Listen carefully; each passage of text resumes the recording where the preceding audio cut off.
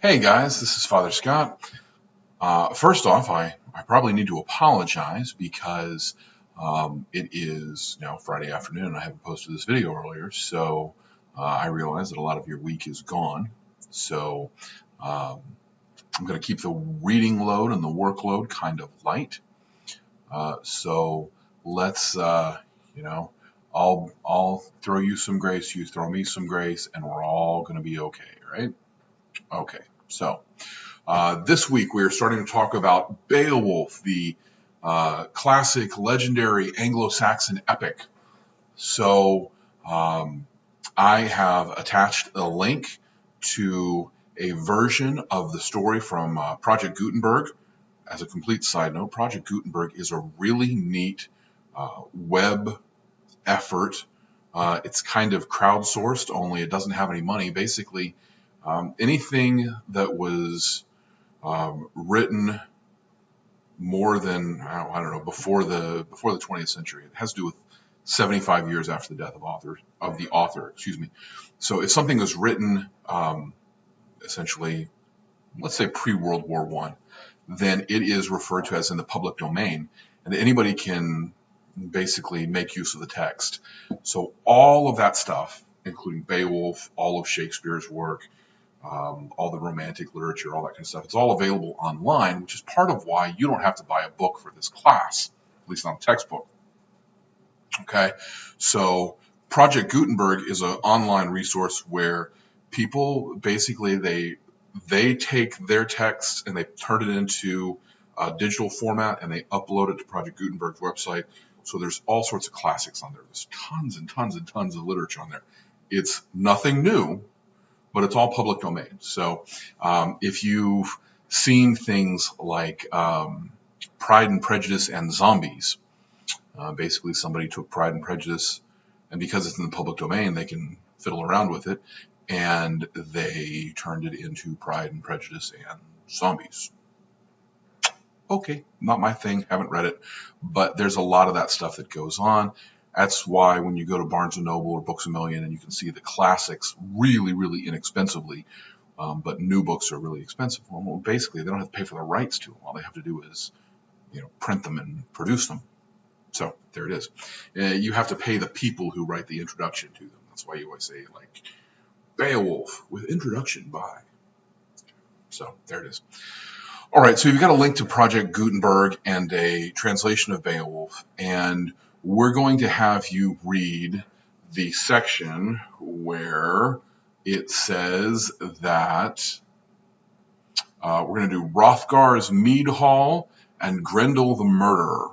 So it's only 2 sections. It's not a whole lot, but we're going to leave it there because that is, those are really good sections. The stuff before it is a little excessive, and the stuff after it tends to go on a little bit. So we're going to just have you read those 2 sections.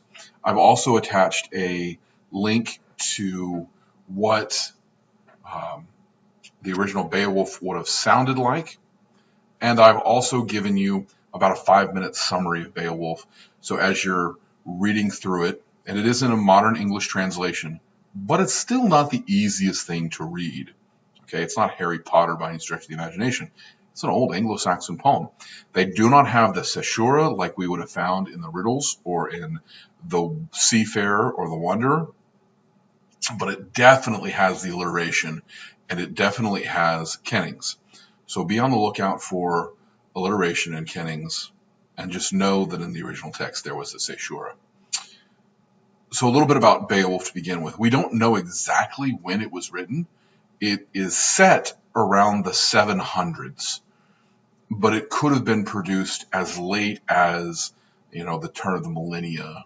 But we know that it was written prior to the Norman conquest of England, So that would have been 1066. So somewhere between the 600s or 700s and 1000 AD is probably when that was originally composed. The main character comes from Geatland, Geatland, the cleverly named land of the Geats. And that would have correspond to modern day Sweden.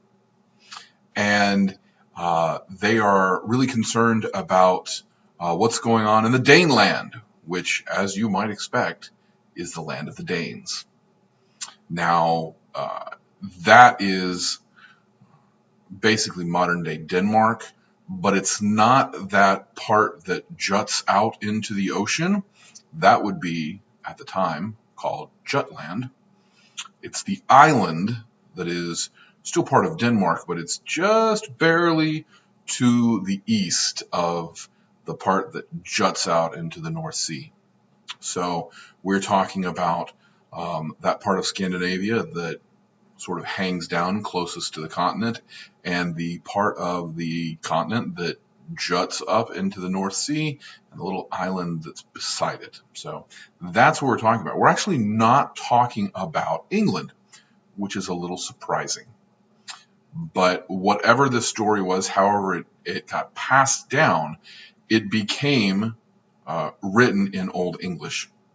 Now, it may have been written in different languages, or it may have been spoken in original languages. Probably something that was passed down orally for many years, maybe even centuries, until someone wrote it down in Old English or Anglo-Saxon. If you want to have an idea of what these people kind of appeared, how they looked, don't think about Vikings. The whole thing about Vikings with the horned helmets or running around looking like Thor, no, that's probably not it. Actually, they probably looked more like what you would see if you looked at the Rohirrim, or the Riders of Rohan in the Two Towers from Lord of the Rings. Peter Jackson, when he stylized the Rohirrim, the Riders of Rohan, he pulled that heavily off of Anglo-Saxon, largely because Tolkien based their language off of Anglo-Saxon.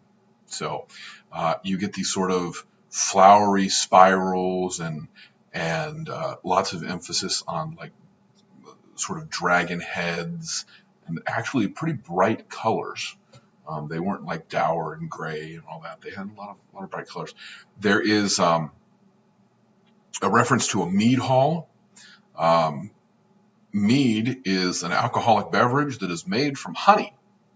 So rather than having a sort of grainy taste, or having the sort of flavor of wine or anything like that, it comes from honey, which on one hand is easier to collect and make because you don't have to raise crops and do any of that. You just sort of gather the honey, which, you can have your own apiary, which is what you call a collection of bees, and you can harvest the honey that way, which was, by the way, the only method of sweetening foods that early Europeans had. Sugarcane was a New World crop, so a lot of times they used honey as their primary sweetener. So, fun fact. All right, so what you are going to do is you are going to read a section that tells about Hrothgar, which is a fantastic name. I had a friend in college whose name is Dog Hrothgar. And Hrothgar is king of the Danes, and he has become very powerful, and he has built this wonderful mead hall, this sort of long celebratory hall where everybody gets together and has these big parties. Okay, think of Edoras from the Two Towers, and he has this big party and he's massive celebrations. But there's this guy named Grendel. Grendel doesn't like this. Grendel's a monster. He's descended from Cain, of Cain and Abel infamy, and he is driven mad by all the celebration, and so he comes in and he just slaughters people for a very long time, to where Hrothgar calls out for help. Hrothgar has a long-standing relationship with Beowulf's father, which is part of why Beowulf comes down, sails, and helps him.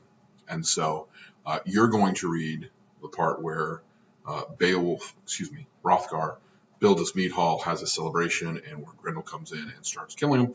And then next week we'll talk about how Beowulf responds to this and what happens as a result. So again, sorry it took so long to get this video live. And anyway, you only have a little bit of reading to do for this time, and then we will cover more of it in the weeks to come. Okay, thank you very much. God bless. See you all on Tuesday.